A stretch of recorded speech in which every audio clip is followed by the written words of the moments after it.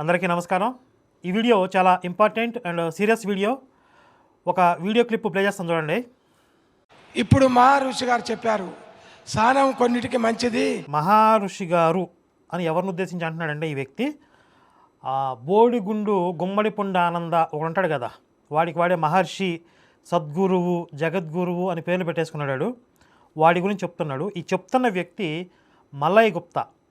దిల్సుఖ్ నగర్ షిరిడి ఆ టెంపుల్లో దర్గాలో ఉంది కదా, దానికి మాజీ చైర్మన్ గుండా మల్లయ్య గుప్తా. మీరు దయచేసి ఏ చర్య తీసుకున్నా కూడా మీ భక్తులమ్మడి నేను సపోర్ట్ చేసుకుంటూ మీ వెనక అండదండలు ఉన్నాయని మీరు ముందుకు పోండి, నేనున్నానని మాకు మనస్సాక్షి ఈరోజు పిలిచి మీటింగ్ చెప్పాడు. వాడి హావభావాలు చూసారా?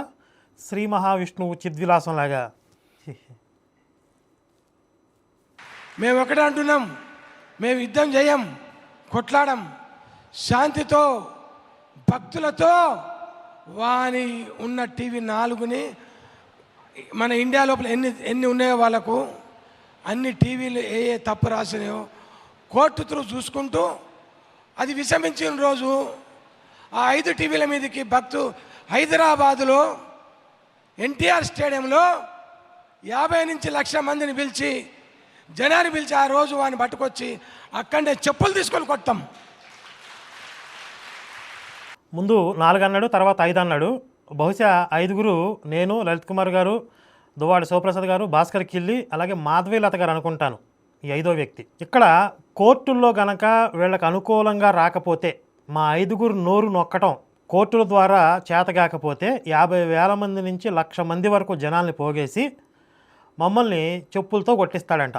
అన్ని వేల మందితో కొట్టించడం అంటే ఏంటి? చంపేయడమే కదా. అంటే ఇండైరెక్ట్గా చంపేస్తాను అని చెప్తున్నాడు. దానికి ఆ బోడిగుండు గుమ్మడి పొండ ఆనందగాడు క్లాప్స్ కొడుతున్నాడు. అయితే ఇదేదో ఆషామాషిగా ఏదో జనాలను చూసి రెచ్చిపోయి సభల్లో మాట్లాడిన విషయం కాదు. ఇది చాలా ప్రణాళికాబద్ధంగా, చాలా సీరియస్గా దీని మీద వాళ్ళు వర్క్ చేస్తున్నారు. ఒక కాల్ రికార్డు కూడా ఇప్పుడు ప్లే చేస్తాను. ఎవరైతే ఈ గుండా మల్లయ్య గుప్తా ఈ వీడియో మాట్లాడాడో, ఇదే మల్లయ్య గుప్తా ఒక కాల్లో ఏమంటున్నాడో వినండి. చెప్పండి. ఇక్కడ అవతల వ్యక్తి మాట్లాడుతున్న మాటలు మనకు స్పష్టంగా అర్థమవుతున్నాయి. ఈ మల్లయ్య గుప్తా మాటలు కొన్ని అర్థం కావట్లేదు కాబట్టి మాకు అర్థమైనంత వరకు అవి సబ్ టైటిల్ చేస్తున్నాము. అర్థం కాని చోట్ల క్వశ్చన్ మార్క్ కూడా పెట్టాం. ఎక్కడ ఇంట్లోనే ఉన్నారా? బయటకు వెళ్ళి ఒకవేళ నిన్ను కలవాలి ఒక పావు గంట సేపు అంటే ఇంట్లో ఎప్పుడు ఉంటావు? మరి ఇప్పుడు బయటకు వెళ్ళిపోయినావుగా, అంటే ఫోన్ ఉంటే మళ్ళీ ఎప్పుడు వస్తావు అని నాకు రేపే పొద్దున్న మొత్తం బిజీ వర్క్ షెడ్యూల్. మళ్ళీ రేపేనా? ఏంటి ప్రాబ్లం ఏంటి అసలు చెప్పు అన్నా. ఇప్పుడు మన రూమ్ లో మనం మీటింగ్ లో మాట్లాడుకున్నది బయటికి ఎట్లా పోయింది ఇన్ఫర్మేషన్? ఈ మందిరం మాఫియా అనంట, మాఫియా వాళ్ళతో చర్చలు విఫలమంట. వాడు భాస్కర్ కిల్లిగాడు వీడియో చేసిండు. సాయి మందిర మాఫియాలతో చర్చలు విఫలమంట. మనం మాట్లాడుకున్నది మాఫియా అని అంటది, మనం మాట్లాడుకున్న మీటింగ్. ఇక్కడ అతనికి మిస్కమ్యూనికేషన్ అయింది. భాస్కర్ చేసిన వీడియో ఏంటంటే, ఈ సాయి మాఫియా మాతో చర్చలు అని ప్రతిపాదించారు కదా, ఆ చర్చలు మొదటి దశలోనే ఆగిపోయాయి, అవి విఫలమయ్యాయి అని తను వీడియో చేస్తే, వీళ్ళు ఏమనుకుంటున్నారంటే వీళ్ళు అంతర్గతంగా చేసుకున్న చర్చలు వీళ్ళకి లోకలోకలు వచ్చాయి, అవి విఫలమయ్యాయి, ఈ ఇన్ఫర్మేషను వాళ్ళకి ఎలా వెళ్ళింది అని అడుగుతున్నాడు. ఎవరు పంపిస్తున్నారు? రెండవది చూడు, ఇంకో మాట, ఆ గుండుగాడికి షిరిడి సంస్థాన్ వాళ్ళతో చెప్పించినా కూడా వాడు వీడియోలు చేస్తున్నాడు. అంటే షిరిడి సంస్థాన్ వాళ్ళు చెప్పిందన్న విషయం వీళ్ళకైతే తెలిసింది. ఈ గుండుగాడు ఒక వీడియోలో చెప్పాడు కదా, మీరు రాజీ పడేవాళ్ళంటే రాజీ పడండి, వ్యాపారాలు చేసుకునే వాళ్ళు, టెంపుల్స్ ఉన్న వాళ్ళు రాజీ పడతారు, నాకేం అవసరం, నేను వీడియోలు చేస్తా అని అన్నాడు కదా. అంటే వాళ్ళకి మధ్య గొడవలు అయ్యాయి అనేది మనం చెప్పాం. ఇది కూడా వాళ్ళకి ఎలా తెలిసిపోయింది? ఈ గుండుగాడికంట షిరిడి సంస్థాన్ వాళ్ళతో చెప్పించారంట, నువ్వు వీడియోలు చేయకురా అని చెప్పి. ఆ విషయం కూడా వాళ్ళకి ఎలా తెలిసిపోయిందని అడుగుతున్నాడు. మేము పోయి చెప్పినామన్నా. ఎవరికి? వాళ్ళకు. ఎందుకు? మేమే పోయి చెప్పమని చెప్పి. ఎవరికి? సంస్థాన్ వాళ్ళకి చెప్పిండొచ్చు కాక వదిలేయి.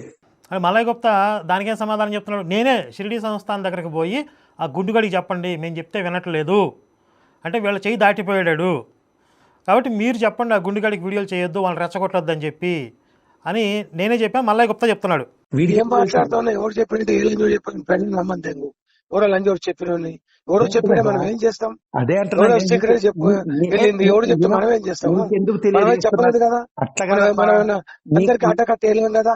అట్లా పాప కాదన్నా, నీకెందుకు తెలియజేస్తున్నా అంటే నీకు తెలుస్తున్నాయా ఈ విషయాలు, వీళ్ళు ఇట్లా చేస్తున్నారు ఏ చేస్తారా నా ప్రమోద్ అయితే నేనైతే పేపర్కి ఏదలుచుకున్నా. ప్రమోద్ మాకు సంబంధం లేదు, మాకు ఎట్టి పరిస్థితులు చెప్పి నేను ఏదలుచుకుంటున్నాను. ఆయన ఏకంగా పేపర్లోనే నేను ఇవ్వదలుచుకున్నాను, వాడికి మాకు సంబంధం లేదు అని చెప్పి. సరే పని చేయకపోతే నీ ఇష్టమన్నా. ఇప్పుడు నేను ఒక మాట చెప్తా, నేను దాని నువ్వు గురించి ఏదైనా చెప్పన్నా మేము వచ్చిన తర్వాత వేయటం ప్రమోద్ చాలా తప్పు మాట్లాడటం. వాడిని మాట్లాడుతూ మాట్లాడి నువ్వు మాట్లాడితే వాడు మాట్లాడితే నువ్వు మాట్లాడుతున్నావు, నీకు సపోర్ట్ చేస్తున్నావు కా ఏం లాభం? ఎందుకు తిడుతున్నావు? ఉత్తరం చూస్తున్నావు కూర్చోక పిల్లి మంటలను చూపిస్తావు, అరే అంటావు ఇదే అంటావు. ఏంది అది? సంస్కారం లేని ముండా ఒకడు. అరే గిరే అని చెప్పి బూతులు తిడుతున్నాడు వీడు, సంస్కారం లేని ముండా కొడుకు వీడు తిట్టే తిట్లకి వాళ్ళు రెచ్చిపోతున్నారు అని వీళ్ళ బాధ. ఇక వాడు అవతలేడు వాడు చేస్తున్నాడు అని. అవుతాడు లంచోడు, దొంగ లంచోడు వాడే అవుతాడు. 4 రోజులు ఆగు ఎందుకు? వాడు పెళ్ళని దొంగ, నువ్వు పెళ్ళని దొంగంటవా? నిరూపిస్తాయి, మనం ఎందుకు వేయాలి? అవునబ్బా, నేను ఆ విషయం నేను మాట్లాడతాం కానీ మనము మన రూమ్ లో మీటింగ్ లో జరిగిన చర్చలు అది ఎవడు పోయిందో మనకేం తెలుసాయా? చూడండి మనకి అట్లా క్లారిటీ మనకు, ఎందుకంటే నీకు తెలవాలి ఈ విషయాలన్నీ అని చెప్తున్నాను నేను. మాకేం తెలుసు? పొచ్చు తెలుస్తుంది. మేము పిచ్చోళ్ళు లేకపోతాం, మీటింగ్ వస్తాం, ఏనా కొడుకుతో మాట్లాడము. మేము ఏమంతో మాకు సంబంధాలే లేవు, నీకు నెంబర్లే లేవు. నాకు నెంబర్ నా దగ్గర లేదు. అలా నీకుండవు, నాకు తెలుసు. సరే బాయ్. ఎందుకంటే ఎవరైనా చెప్తే వినాలే, అవునబ్బా, పద్ధతి వినాలే. ఆయన పని చేస్తే వాడు వేస్తే అప్పుడు దాని సంగతి అంటే నువ్వు వేస్తే వాడేస్తే నువ్వు వేస్తే ఏముంది చెప్పు. సరే బాయ్. ఎవరిదైనా తప్పు ఉండాలి ఒకళ్ళది, ఎప్పుడు ఇద్దరు తప్పు ఉండకూడదు. వాళ్ళు వాళ్ళ గుద్ద మీద దానికి మనం చేస్తాం కదా. ఇది జాగ్రత్తగా ఏమనండి, వాళ్ళని డాష్ మీద తనటానికే మనం చేస్తున్నాం కదా ఏర్పాట్లు. వీడెందుకు కెలికి రచ్చ చేస్తున్నాడు? కొట్టు పోయి ఎందుకు చేస్తున్నాం? కోర్టుల చుట్టూ షిరిడీ చుట్టూ ఎందుకు తిరుగుతున్నాం? పైసలు ఖర్చు పెట్టుకు బయట దగ్గర చేస్తున్నాం. వాళ్ళ గుద్ద మీద ధనాలనే కదా. ధనంజయ అంటే ధనంజయ తెంగేమని చెప్తే నీ ముందరలే నన్ను ఇంటి కావక నేను బాను అని పేరు సాయి శ్రీనివాస్ చూసుకుంటాం, నువ్వు ఇంటర్ఫేర్ కావద్దని చెప్తుంది. ధనంజయ్ అనే వ్యక్తిని కూడా దొబ్బేమని చెప్పాడంట ఈ మల్లయ్య గుప్తా. ఎందుకంటే అతను రాజీ పడదామని అడుగుతున్నాడు. ఈ ధనంజయ్ అనే వ్యక్తి మనం గొడవలొద్దు, మనం నష్టపోతాము, రాజీ పడదాం, వాళ్ళు కొన్ని డిమాండ్స్ పెట్టారు కదా, వాడి మీద కూర్చొని మాట్లాడుకుందాం అని అతను ప్రతిపాదించినందుకు ఆ ధనంజయ్ అనే వ్యక్తిని కూడా నువ్వు దొబ్బే, మేము చూసుకుంటాం, నేను బాను సాయి శ్రీనివాస్ మేము చూసుకుంటాం, నువ్వు దొబ్బే అన్నాడంట మల్లయ్య గుప్తా. ఇప్పుడు వస్తున్నాడు మధ్యన, సంబంధం లేదు, మనమే తిరిగి మనమే చేస్తాం. నువ్వు ఇంటర్ఫేర్ కావకు, నువ్వేం మాకు జోలికి రావాకే చెప్పాను. నువ్వు ఇంటర్ఫీర్ అవ్వకు, మేము చూసుకుంటాం, ముందు నుంచి మేమే చూసుకుంటున్నాం కదా. నీకు ఇంట్రెస్ట్ ఉంటే రాజీ పడవాకని చెప్పినా, మేము రాజీ పడే ప్రసక్తి అని చెప్పినా. మంచి అదే నీ వాయిస్ విన్నాను నేను ఆడ, మంచిగా చెప్పినావు. నీకు రాజీ పడేది ముచ్చట్లేదన్నా, నీ మాటలలో రాజీ పడేది ముచ్చట. ఒక మాట చెప్తారే, నీ మాటలలో ఉన్న ప్యూరిటీ అందరిలా కనబడదు, నువ్వు డిఫరెంట్, నాకు తెలుసు అది. రాజీ పడే ప్రసక్తి లేదు. చలో రైట్, మాట్లాడుకుందాం మనం తర్వాత. నేనైతే రాజీ పడే ప్రసక్తి లేదు. కోర్టు తిప్పాల్సిందే, ఇంకా ₹1 ఖర్చు అయినా వాళ్ళ మాట గుడిపాల్సిందే.